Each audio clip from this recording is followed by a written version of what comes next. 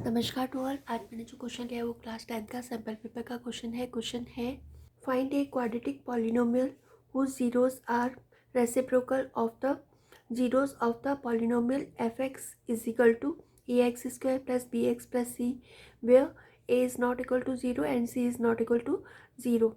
इसका ट्रांसलेशन है कि अपने को एक द्विघातीय बहुपद पता करना है जिसके कि शून्यक जो है वो दी हुई पॉलिनोमियल के शून्य के व्युत्क्रम है।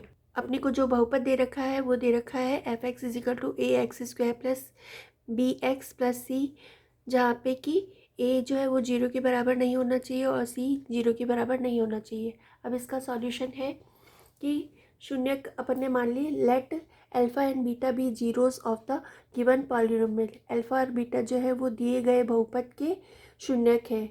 तो और ये बहुपद अपने को दे रखा है, ठीक है। फिर अल्फा प्लस बीटा का जो फॉर्मूला होता है वो होता है माइनस बी बाय ए, और अल्फा इंटू बीटा जो होता है वो सी बाय ए होता है। फिर इसके व्युत्क्रम, इसके रेसिप्रोकल, तो रेसिप्रोकल को अल्फा का रेसिप्रोकल 1 अपॉन अल्फा होगा, बीटा का रेसिप्रोकल 1 अपॉन बीटा होगा। तो मान लिया कि 1 upon alpha and 1 upon beta be the zeros of new polynomial. जो नया बहुपद आएगा उसके शून्य 1 अपॉन अल्फा और 1 अपॉन बीटा है। फिर अपन सम ऑफ जीरोस करेंगे, शून्यकों का योग करेंगे, तो वो होता है यहाँ पे फर्स्ट शून्य जो दे रखा है वो 1 अपॉन अल्फा दे रखा है, सेकंड 1 अपॉन बीटा दे रखा है, तो दोनों को प्लस कर दिया। फिर इन दोनों का एलसीएम लेंगे, ये दोनों डिफरेंट नंबर हैं तो इनका एलसीएम इन दोनों का प्रोडक्ट होगा। फिर एलसीएम को इससे डिवाइड करेंगे तो अल्फा से अल्फा कैंसिल हो जाएगा, बीटा बीटा बचेगा, बीटा को 1 से मल्टीप्लाई करेंगे तो ये बीटा प्लस ऐसे ही करके यहाँ पर बीटा से बीटा कैंसिल हो जाएगा, अल्फ़ा को 1 से मल्टीप्लाई करेंगे तो अल्फ़ा होगा।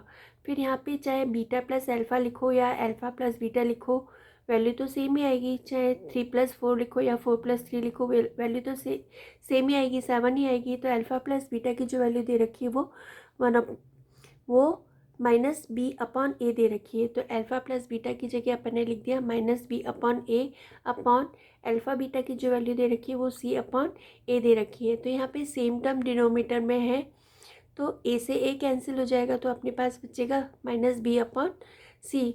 अगर आपको ऐसे नहीं समझ में आता तो आप ऐसे कर सकते हो कि ये जो अपॉन का साइन है वो डिवीज़न होता है, तो यहाँ पे फर्स्ट फ्रैक्शन तो एज इट इज़ रहता है, डिवीज़न साइन की जगह मल्टीप्लिकेशन का साइन, और सेकेंड वाले फ्रैक्शन का रेसिप्रोकल लिखते हैं, व्युत्क्रम लिखते हैं। तो ये हो जाएगा minus B upon A multiply A upon C, C upon ए की जगह ए अपॉन सी हो जाएगा, ए से ए कैंसिल हो जाएगा तो अपने पास बचेगा माइनस बी बाय सी। फिर प्रोडक्ट ऑफ जीरोस करेंगे तो जीरोस जो दे रखे हैं 1 upon alpha into 1 upon beta, इन दोनों को मल्टीप्लाई किया तो ये 1 अपॉन अल्फा बीटा हो गया।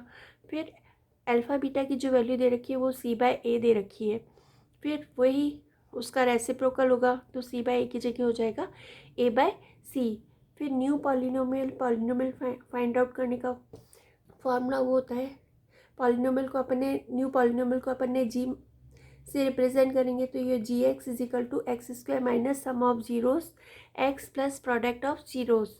फिर ये g x is equal to x square plus sum of zeros की जो वैल्यू आई है वो माइनस बी बाई सी आई है, तो minus minus plus b by c x plus product of zero जो है वो ए अपॉन सी है, तो ये ए अपॉन सी, ठीक है। तो इनकी डिनोमीटर में सी है, वैसे तो यहाँ तक कंप्लीट हो गया। अगर ये डिनोमीटर नहीं रखना चाहते तो इसके डिनोमीटर में सी है तो इसका एलसीएम सी आएगा, तो पूरी इक्वेशन को अपन सी से मल्टीप्लाई कर देंगे। तो सी यहाँ पे हर टर्म से मल्टीप्लाई होगा तो ये हो जाएगा c g x is equal to c x square, यहाँ पे सी से सी कैंसिल हो जाएगा तो ये बी एक्स प्लस सी से सी कैंसिल हो जाएगा तो ये ए। फिर इसको अपन जी डैश एक्स से रिप्रेजेंट कर सकते हैं, तो g dash x is equal to c x square plus b x plus a. I think you all have understood.